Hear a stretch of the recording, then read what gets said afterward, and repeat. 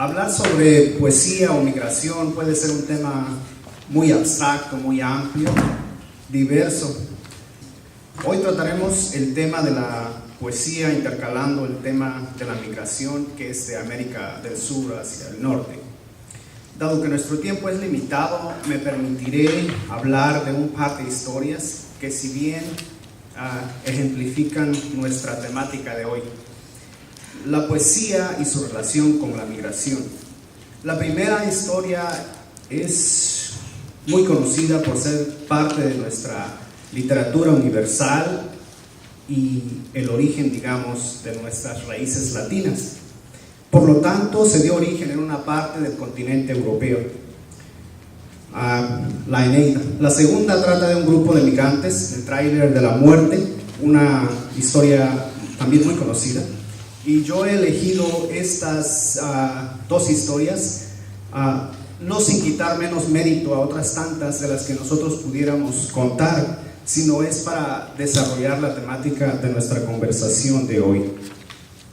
Y sobre todo porque el tema de la migración, siendo un tema relevante y muy controversial en nuestros días, y seguramente ustedes ya están pensando en algunas historias diversas, tal por ejemplo la crisis humanitaria en el Triángulo de Centroamérica, en el Triángulo del Norte de Centroamérica, otros problemas como los que padece México por el Tratado de Libre Comercio después de 1994, cuando la gente, sus ciudadanos tuvieron que emigrar hacia Estados Unidos.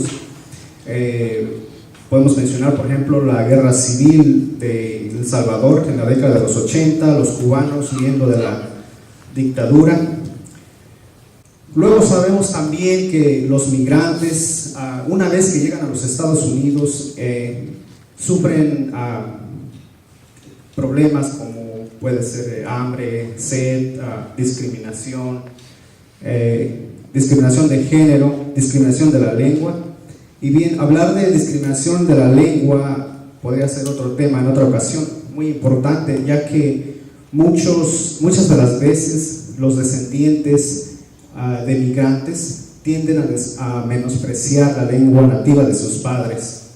Y bien, cuando pensamos en migración, lo que nos viene a la mente inmediatamente es el desplazamiento de un lugar a otro espacio.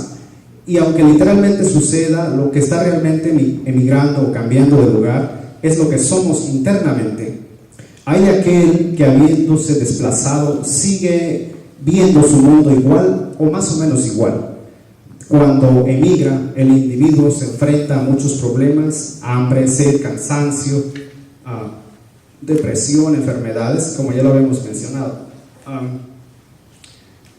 Ya sea que estos problemas los padezca durante el viaje o una vez establecido en el lugar donde radicará después. El migrante es en sí muchas de las veces un desconocido de sí mismo, y con el tiempo irá descubriendo su nuevo espacio y cambiando su ser poco a poco. Es decir, que pasamos por una especie de procedimiento kafkiano, digamos, y sufrimos una transformación. Sobre todo estamos obligados a cambiar mucho de lo que somos para ser mejores. Siempre está esa idea en nosotros. Se busca una salvación para huir del hambre, la violencia, la guerra, la inseguridad. Pues bien, vamos a recordar un par de historias para reflexionar un poquito sobre nuestra salvación. ¿A qué aspiramos más allá del sueño americano?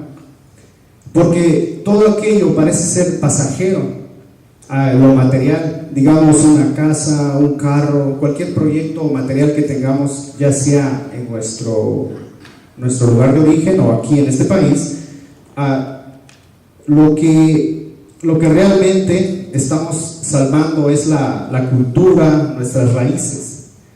En breve, supongamos que decidimos no emigrar, ¿qué nos esperaría entonces? Seguramente la muerte, el olvido. Y quien no se transforma tiende al olvido, y quien se transforma ni en la muerte alcanza el olvido. En la literatura, en la poesía, por ejemplo, es justo recordar ahora a un Dante, a un Cervantes, a Neruda, a Whitman. La primera historia, vamos a recordar a aquel guerrero que, huyendo de la muerte y de la destrucción de su ciudad, llegó a las costas lavinias, a Italia, su nombre Eneas.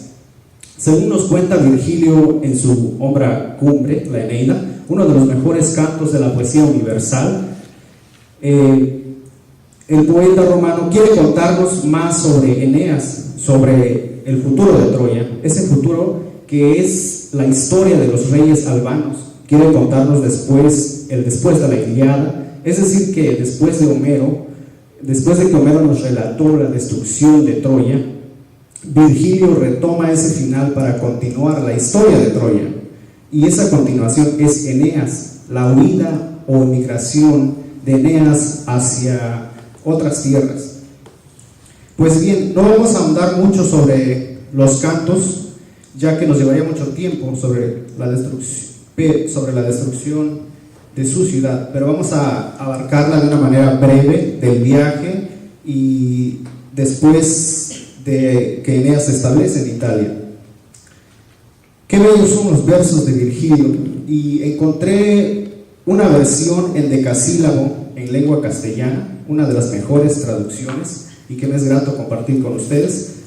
Por ahí les di son como 3 páginas, donde viene el poema de Eneas, que viene en latín, en lengua castellana y en inglés. Voy a leer solamente un poquito de estos versos. Canto asunto marcial al héroe canto, que de Troya lanzado a Italia vino, que ora en mar, ora en tierra, sufrió tanto, de Juno rencorosa y del destino, que en guerras luego padeció quebranto, conquistador en el país latino, hasta fundar, en fin, con alto ejemplo, muro a sus armas y a sus dioses templo. Es una traducción muy bella. He leído otras traducciones que son muy prosaicas, pero me gusta por el verso que está traducido en el decasílabo. Pues bien, una noche los griegos tienen tomada la ciudad, Troya arde en llamas por todos lados, se oyen gritos, llanto de mujeres y niños corriendo en el polvo, la oscuridad.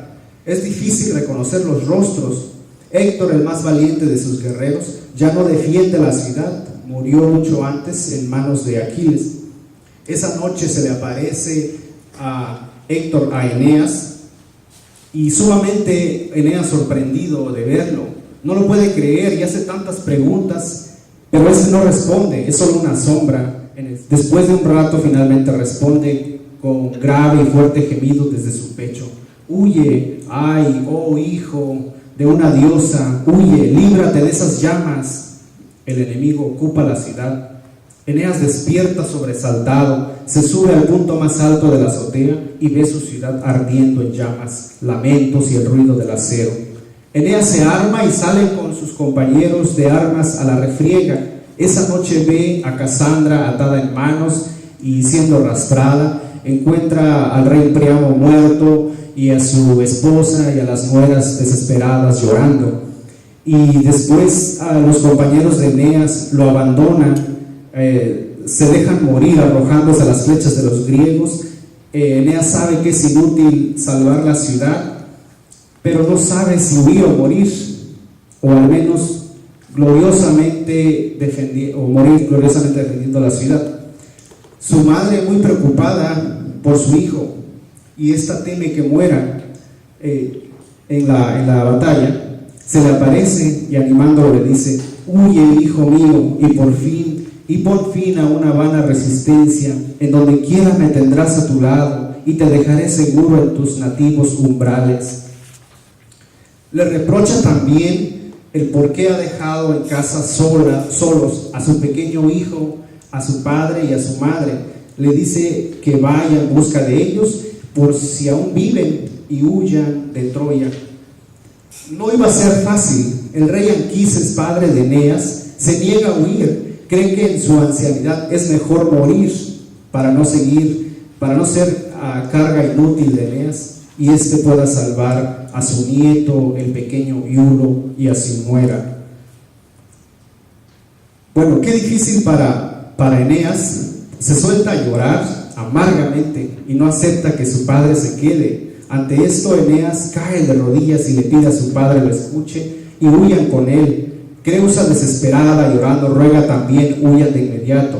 Al no convencer a su padre, Eneas decide salir por segunda vez a pelear. Se siente muy mal, muy avergonzado, porque muchos guerreros troyanos se debaten en la lid allá afuera con los griegos, mientras él en su palacio sin huir ni pelear.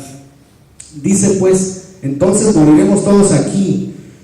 Pero antes de salir, Creusa se para enfrente y le suplica llorando: si vas a morir, llévanos también contigo a donde quiera que vayas. Mas si pones todavía alguna esperanza en el probado esfuerzo de tus armas, empieza por asegurar este palacio. ¿A quién encomiendas la defensa de tu tierno Iulo, de tu padre y de la que en otro tiempo llamabas tu esposa? Con estas voces clamaba Creusa y se oía en todo el palacio. En esto aparece una leve llama en la cabecita del pequeño Iulo. Asustados, pensando que se quemaba, y le rocían agua. Entonces el padre de Eneas se levanta jubiloso, dándose cuenta del milagro. Oró a Zeus, pidió por el bien de su nieto, su hijo, su nuera, y les conservara su linaje. Y le escuchó, y con un rayo les dio la señal del camino que debían tomar para huir. Así fue como Anquises decide finalmente ceder a la súplica de su hijo. Eneas echa a los hombros a su anciano padre y su hijo le sigue a un lado con pasos desiguales, y más atrás su esposa Creusa. Así cruzan las calles oscuras, y cuando Eneas pensó que estaban fuera de peligro, de pronto se escuchan pisadas y el ruido del acero, y empieza a correr de un lado para otro en la oscuridad. En eso pierde a su esposa. No se da cuenta de ello sino hasta que llegan a un cerro donde él llega con su hijo, su padre y los que lo acompañaban, pero su esposa ya no estaba ahí con ellos. Bueno, pues sale a buscarla, a Creusa, regresa todavía a buscar a su esposa y no la encuentra, y le habla, le grita. De repente ve una sombra, y esa sombra es Creusa. Entonces él está desesperado, está llorando, quiere encontrar a su esposa. Él se acerca y la abraza, y la sombra se desvanece. Vuelve a acercarse y trata de abrazarla, y se vuelve a desvanecer. Y otra vez, una tercera vez, y le dice: Creusa, ve, huye y cuídate a ti y al pequeño Iulo. Yo los espero, así como en otro mundo, como decimos en el lenguaje común. Pues bien, una vez destruida Troya, no hay a dónde ir. Eneas y su gente construyen una flota de barcos para emprenderse en busca de refugio. Salen de las costas de su patria, un día llegan a Tracia, se quedan un tiempo ahí, luego otra vez botan sus naves al agua, llegan a una isla en medio del mar, de ahí a las islas Estropadas, se quedan un tiempo ahí, parten de nuevo y pasan por Ítaca. A esa tierra la maldicen, no la quieren, porque ahí vive Ulises, o de ahí es Ulises quien destruyó su ciudad. Bueno, y llegan después hasta Cartago, donde Afrodita, con ayuda de Cupido, hace que Eneas, su hijo, se enamore de Dido, y esta le fuera favorable a Eneas, ya que Dido era súbdito de Hera y era odiada, y Hera odiaba a los troyanos. Pero su destino no era quedarse ahí, sino seguir el destino que le establecieron los dioses, y un día tuvo que partir otra vez, pasando por distintas ciudades y reinos, hasta que por fin llega a las costas de Italia, años más tarde. Hay que recordar que para ese entonces Eneas lleva 7 años perdido entre islas y mares. ¿Se imaginan nosotros emigrar y luego pasar 7 años? Va a ser muy complicado. Bueno, en su viaje errante, Eneas pierde a su padre.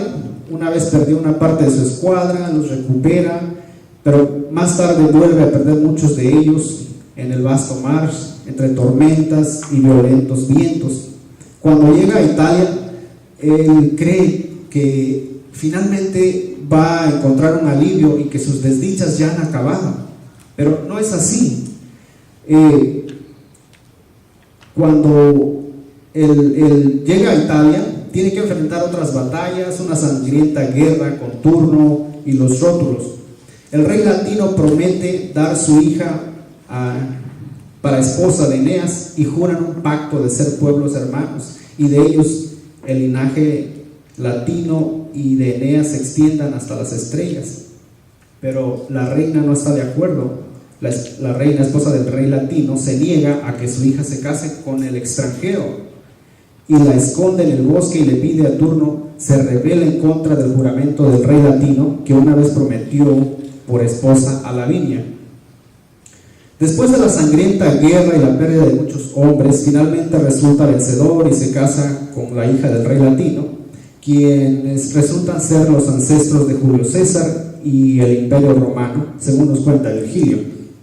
Tantas dificultades tuvo que pasar Eneas por mares y tierras, tantas desgracias, y muchas de las veces quiso abandonar su viaje. Se sintió abandonado por los dioses, pero ni la muerte se acordó de él y no le quedó más que continuar. Muchas veces se sintió abandonado por los dioses, desfavorecido, padeciendo sufrimientos, pero los dioses le tenían planeado un final feliz. Pero antes tenía que pasar por estas dificultades, arrastrado por la culpa de la ofensa de París hacia los griegos. La otra historia tiene que ver con un grupo de migrantes, y vamos a recordar ahora el tráiler de la muerte o viaje de la muerte. Tal fueron los encabezados de la noticia de tal accidente.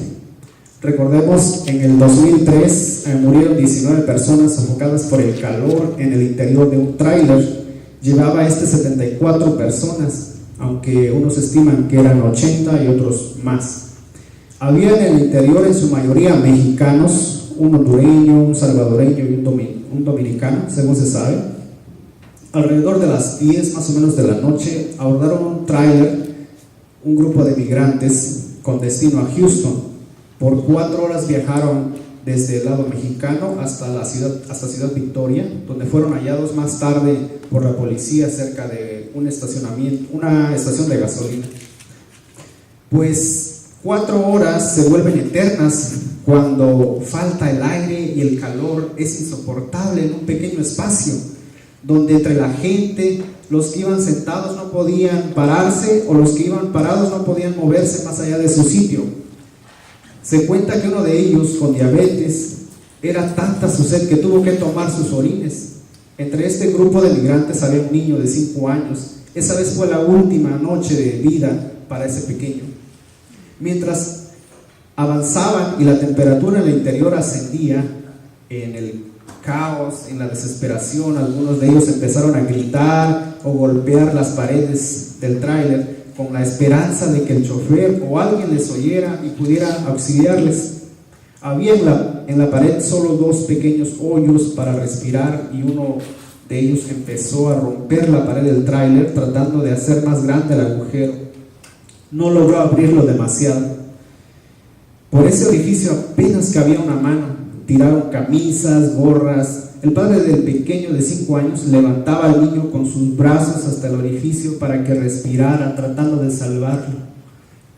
El momento era tenso. Las llamadas de auxilio eran de terror y desesperación. Se cuenta que uno llamaba al diablo, otros llamando a Dios, y uno de ellos, más terrenal, llamó al 911.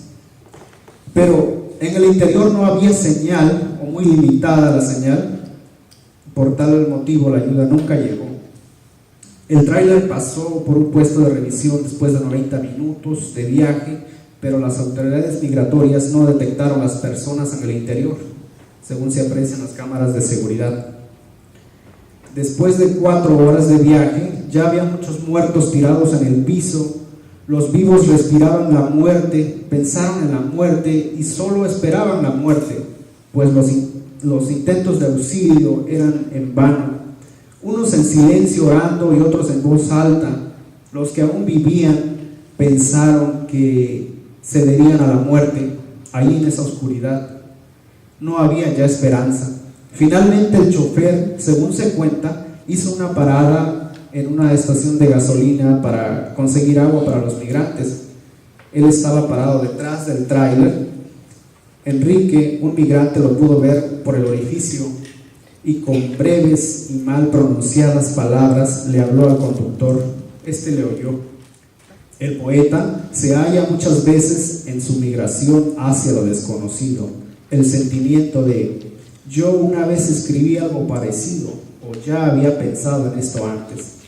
Es decir, que la forma ya tenía cierta existencia o que la poesía existe sin el poeta, es auténtica por sí sola y el poeta es el instrumento de descubrimiento de esta. El poeta es el viajero que no solo emigra literalmente, sino también metafóricamente. El poeta, al desplazarse de manera física y espiritualmente, se está yendo hacia el arte. En este caso, el poeta tiene el gozoso deber, como decía Borges, de emigrar hacia el descubrimiento de la palabra. Y no es extraño que al lector le ocurra lo mismo que el que escribe, porque se trata de un descubrimiento y una forma creativa de ser. Cuando leemos poesía, estamos creando la forma que está plasmada con símbolos. Sentimos la poesía, la resucitamos y en ella reflejamos pensamientos, sentimientos, conocimiento, etc. En la poesía encontramos las formas íntimas del ser y que reflejan la memoria colectiva de una sociedad. La poesía existe porque los pueblos o el individuo tienen memoria. La poesía es experiencia pasada. En la poesía se salva el ser. ¿Cuánta memoria somos ahora? La Biblia, la Eneida, el Paraíso Perdido, la Ilíada, la Divina Comedia, Don Quijote, etc.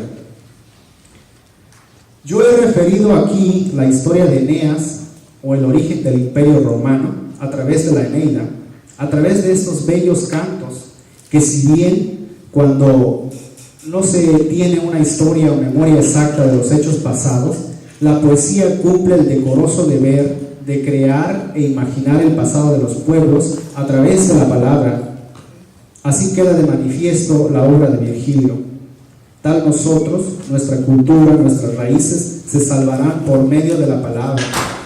Se oye nuestra voz, por ejemplo, en el poeta hispano Juan Felipe Herrera, un poeta laureado hace un par de años, si no mal recuerdo, y aquí en Oregón, que estamos empezando a crear una obra también, la antología, la primera antología oregoniana, y con todos los errores y lo que sea, está creándose ya un principio. Entre muchas razones por las que nos interesa la obra de Virgilio, hay dos fundamentales que hoy debemos reflexionar. La primera es que es parte de la poesía universal y que en ella se manifiestan los elementos primarios de los que le son dados a los seres humanos desde que nacen, como el dolor, el sufrimiento, la alegría, el odio, etc. La segunda razón, nos identificamos como latinos, es decir, que nosotros somos hijos de la lengua de Virgilio, de donde proviene la lengua cervantina. Pues bien, nuestra historia, nosotros como migrantes tenemos esa oportunidad de salvación a través de la poesía. Los que por gusto escribimos, dejémonos llevar por la poesía. No es que escribamos poesía sobre cierto tema en particular. Cualquiera que sea la esencia de la poesía, ya es nuestra y habla por nosotros, y en ella nos salvamos. Es el Espíritu Santo que nos lleva a la inmortalidad. Y bien, para complementar nuestra conversación y a petición de los organizadores y con permiso de ustedes, leeré algunos de mis poemas. Yo hubiese preferido leer otros autores, pero así que le agradezco mucho su generosidad de ustedes y de los organizadores. Y el primero que voy a leer es sobre los Dreamers. Tuve una inspiración acerca de los Dreamers. Es un soneto y se llama Hijos de Nadie. Huitzilopochtli nunca los engendró, sin Dios, siempre vulnerables al diablo, hijos de nadie, del mísero pueblo cual no defiende un divino Alejandro, asediados por el desdén constante de una doctrina infame, soñadores, solo metáforas de sinsabores, les trae una realidad latente. Y nos alcanza el tiempo del esclavo, el día incierto del bocón adjetivo, como en el pasado le hiere la espada. Sin esperanza es la patria esperada, arde la amenaza y condenar quiere al olvido aquel que nunca muere. El otro poema está cortito, es sobre el desterrado, ese estoy seguro que lo tienen ahí, el desterrado, y es una pequeña conversación entre la policía arresta a un hombre, entonces lo llevan a la cárcel. Me preguntaron entonces que de dónde era mi patria. No tengo patria, respondí, y pregunté qué era la patria. Se miraron el uno al otro sin decir nada. Mi patria es donde piso ahora, como cada día, les dije. ¿Cuál es tu nombre? No tengo nombre. ¿Tu edad? No tengo edad. Me miraban fijamente a los ojos e irritados iban a decir algo cuando continué diciendo: me llamo nadie, acabo de nacer. No tenía nombre, ni edad, ni patria, hasta ahora que alguien me lo pregunta. ¿Queda usted arrestado? Finalmente uno de ellos dijo, descargando su enojo tal un perro le han robado la comida. Ya perdido en mis pensamientos, en la oscuridad, también es ilegal no tener nombre, ni patria, ni edad. La poesía, al ser memoria, es testigo del pasado. Hablamos porque somos memoria. Los inmigrantes de este país tienen sus propias historias, pero las historias se mueren, son para el olvido. Pero cuando el arte las rescata, estas se vuelven eternas de algún modo. Por eso, como dije en un principio, solo la palabra nos salvará, porque todo lo demás es pasajero. La inmortalidad tiene por espíritu la poesía. Por ejemplo, la Biblia, la Divina Comedia, el Paraíso Perdido, la Ilíada, etc. La palabra es dadora de vida. En un principio fue el verso y después la prosa. Muchas gracias.